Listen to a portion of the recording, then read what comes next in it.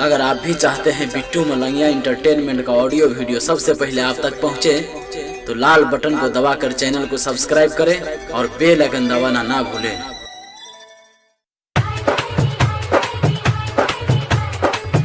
छोरी करे छ दोसरा से शादी, डीजे मनीष रक्सौल हम कनबू टेंशन ले बोगे। अभी आप सुन रहे हैं मलंगिया से बीएम म्यूजिक की प्रस्तुति। छोरी करे छ दोसरा से शादी, हम कनबू टेंशन ले बोगे, ले बोगे, ले बोगे। छोरी करे छ दोसरा से शादी, हम कनबू टेंशन ले बोगे। कहै छियो सच बतिया गे, कहै छियो सच बतिया गे, तोरा छोटकी बहिन के पटे बोगे। छोरी करे छ दोसरा से शादी, हम कनबू टेंशन ले बोगे, ले बोगे, ले बोगे। छोरी करे छ दोसरा से शादी, हम कनबू टेंशन ले बोगे।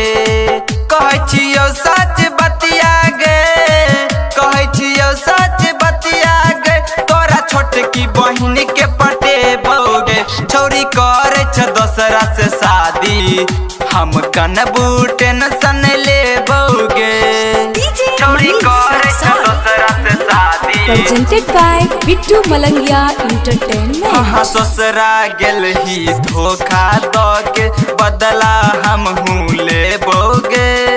तोरा बहिन के साथ ल जाके माजा हम ले बोगे, ले बोगे, ले बोगे। हाँ ससुरा गेल ही धोखा द के बदला हम ले बोगे। तोरा बहिन के साथ ल जाके माजा खूबे ले बोगे। इज्जत है तो बदलाम तोहर, इज्जत है तो बदलाम तोहर, पूरा खानदान के नाम हंसे बोगे। छोरी करे छ दोसरा से शादी, हम कनबू टेंशन ले बोगे। छोरी करे छ दोसरा से शादी, हम कनबू टेंशन ले बोगे।